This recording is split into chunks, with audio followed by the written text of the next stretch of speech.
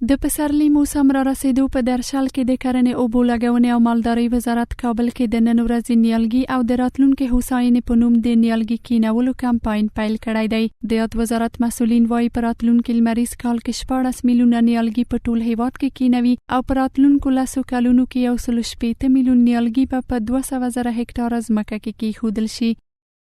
د ونې کارل دا څومره فائدې لري، څومره اهمیت لري.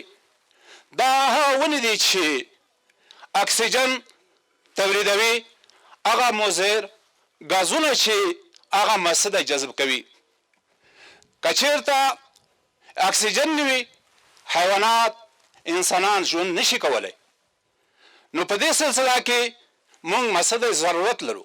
10 سال 160 میلیون نهال انشالله توزیع می شود به 2 لک هکتار زمین انشالله تعالی احیا می شود که چقدر آب جذب می کند و چقدر خاک جذب می کند. یو شمیر بیا د دغو نیالګیو پر ساتنې او پالنې ټینګار لري. این درخت را که شاندیم درخت برای حفظ مراقبت ضرورت داره.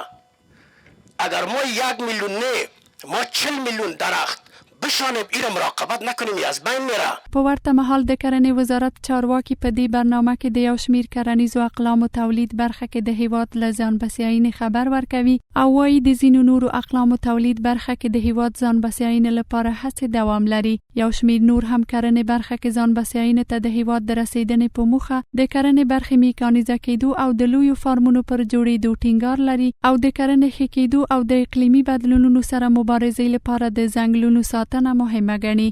کوشش روان دی چې په بعضې شیانو کې اوس نږدې سوي یو چې په هغو کې هم خودکفاسو. تک افغان مکلف است که ما باز جنگلات خود بسازیم و در پهلوی تمام سیالهای افغانستان یک سیال بسیار قامت بلند و همت بلند ای دنیا ثابت شویم. دغه د کاربن ډای اکساید غازونه اقلیم بدلون پدیده د نړیوالو لخوا نه رامنځته شوې د هغوی د انقلابي صنعت له اړخه رامنځته شوی دی. دغه کمپاین په داسې حال کې پیلېږي چې افغانستان په وروستیو څو کلونو کې د اقلیمي بدلونونو او پرلپسې وچکالۍ له امله د کرنې او چاپیریال برخو کې له ډېرو ستونزو سره مخامخ شوی دی.